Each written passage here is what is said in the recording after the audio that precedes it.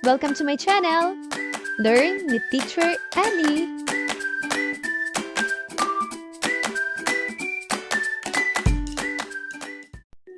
Science 8, Quarter 1, Week 1.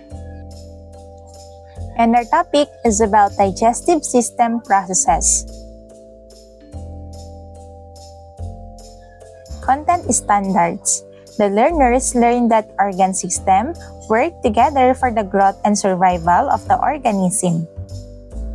By the end of the quarter, learners demonstrate the use of models, flowcharts, and diagrams to illustrate how body systems work together for the growth and survival of an organism. Learning competency. Using a label diagram, trace how food travels through the digestive tract and explain how different digestive processes work, including mechanical processing, secretion, digestion, absorption, and elimination. Use models, flowcharts, diagrams, and simulations to explain how body systems work together, such as digestion and excretion. Learning objectives. Number 1, identify the parts and function of the digestive system. Number 2, create a model to show how food travels in the digestive system. Number 3, provide measures on how to take care of digestive system. And number 4, describe how the digestive system interacts with other bodily systems. Day 1. Now, identify the different organs of the body depicted on the picture below. And then students, answer the guide questions.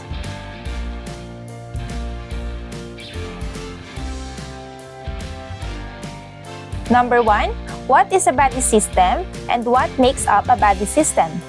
Body system are a group of organs working together to perform a certain function. From the pictures given, identify at least one body system and identify its function. The body systems include the cardiovascular system. It is responsible for circulating blood and nutrients throughout the body.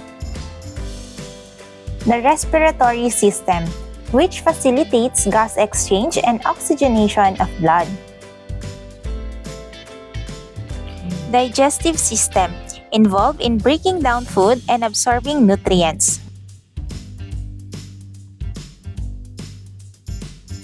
The nervous system. It is responsible for transmitting signals between different parts of the body and coordinating bodily functions.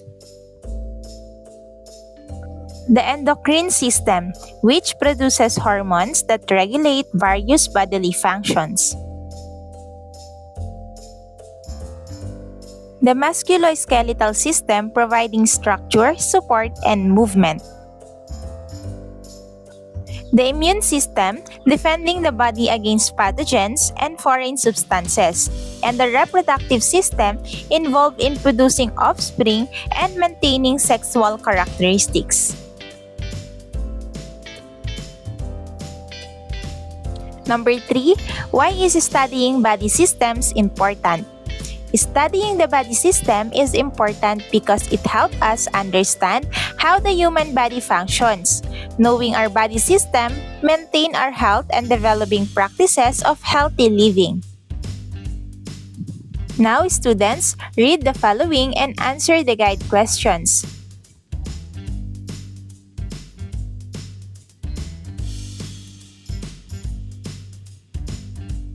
Unlock the meaning of words related to the digestive system. Read and analyze the clues given to complete the word puzzle below.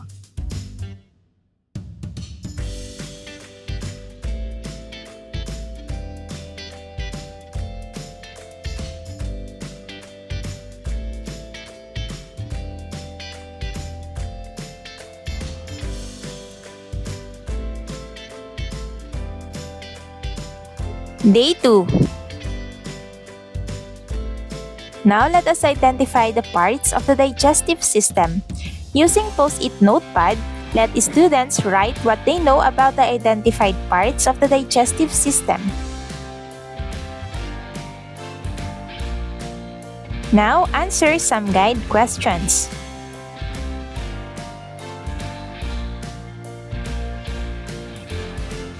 As you can see in the picture, these are the parts of the digestive system.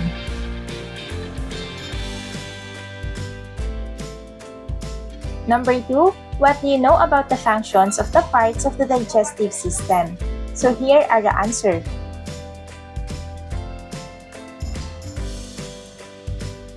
And lastly, how can we classify the parts of the digestive system? Based on the distinct functions performed by each organ and the sequential pathway that food follows from ingestion to excretion in the human digestive system. Digestive system. The digestive system in the human body processes food and liquids. It consists of digestive tract, where food passes through structure like the mouth, esophagus, stomach, small intestine, large intestine, and accessory organ. This organ works together to break down food into smaller components and absorption and assimilation. Digestion. Digestion as the process by which our body breaks down food into nutrients that can be absorbed and used for energy, growth, and cell repair.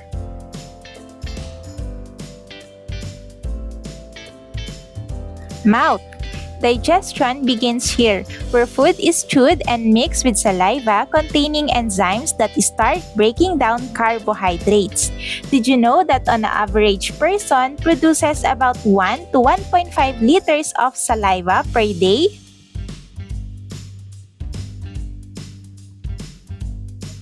Next is the esophagus. This is the muscular tube that transports food from the mouth to the stomach through coordinated contractions known as peristalsis. Next is the stomach. This is the sac-like organ where food is mixed with gastric juices, including hydrochloric acid and enzymes, to further break down proteins. Small intestine. This is the primary site for digestion and nutrient absorption.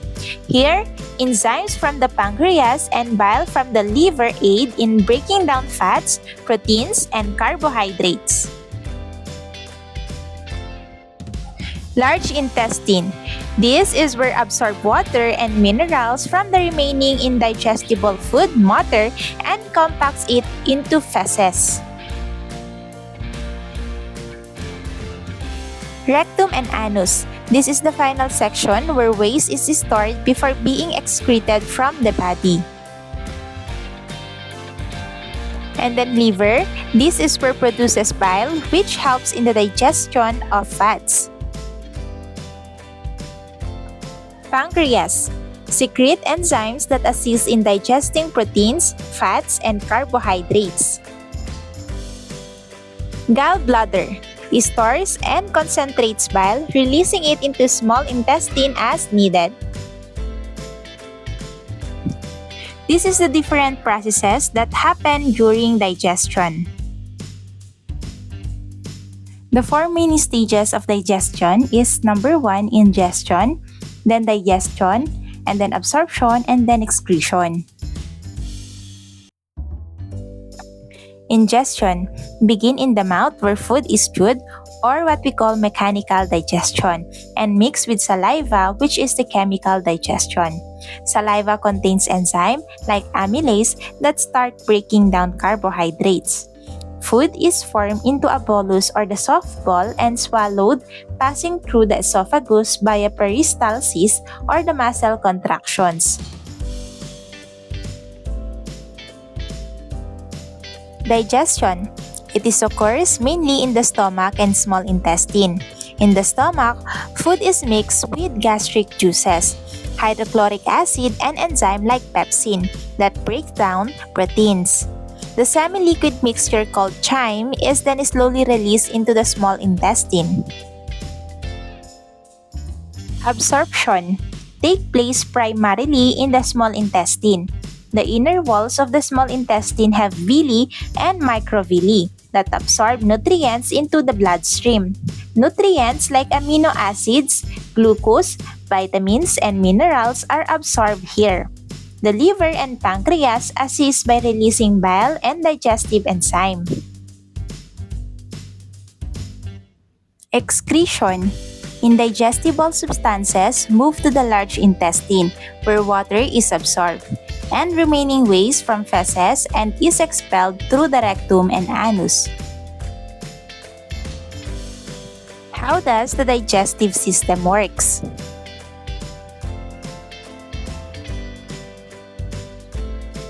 First is the mouth or the initiation of digestion.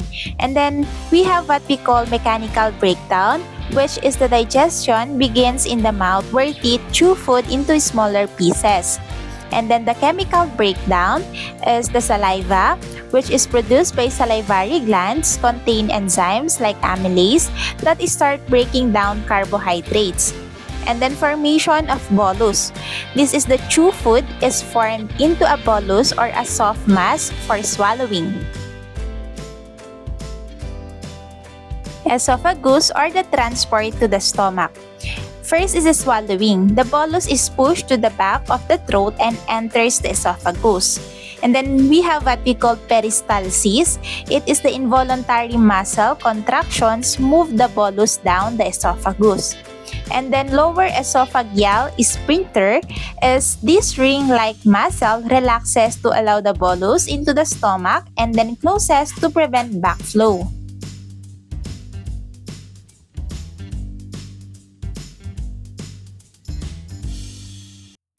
Stomach or the breakdown of food. Gastric juices, the stomach secrete hydrochloric acid and digestive enzyme such as pepsin to further break down proteins. And then churning is the muscular contraction. Mix the food with gastric juices, turning it into semi-liquid substance called chyme. And the controlled release is the pyloric sphincter regulates the passage of chyme into the small intestine. Small intestine or the nutrient absorption. Duodenum is the first section where chyme mixes with bile from the liver and gallbladder, and pancreatic juices contain enzymes that digest fats, proteins, and carbohydrates. Jejunum and ileum. These sections are lined with villi and microvilli, increasing the surface area for nutrient absorption into the bloodstream. Large intestine or the water absorption and waste formation. The colon absorbs water and electrolytes from the remaining indigestible food matter. Bacterial fermentation. It is the gut bacteria break down some of the substances that the small intestine couldn't digest. And then feces formation is the waste material is compacted into feces. Rectum and anus. This is the elimination. The storage is feces are stored in the rectum until elimination. And the defecation is the anal sphincters control the release of feces through the anus during the bowel movement.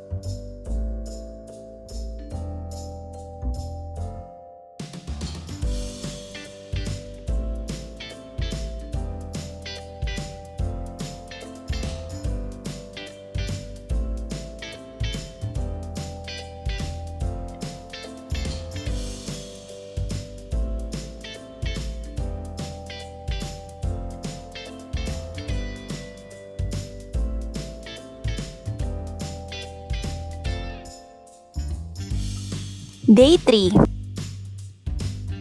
Now let us tackle about model of food passage.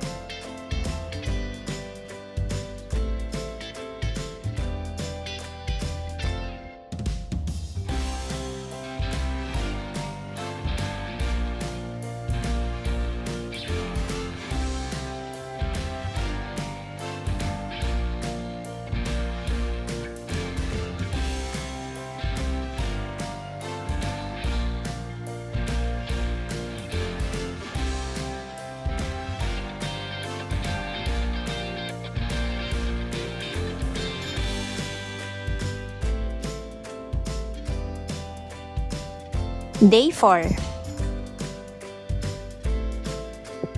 And our topic is about digestive system and other organs.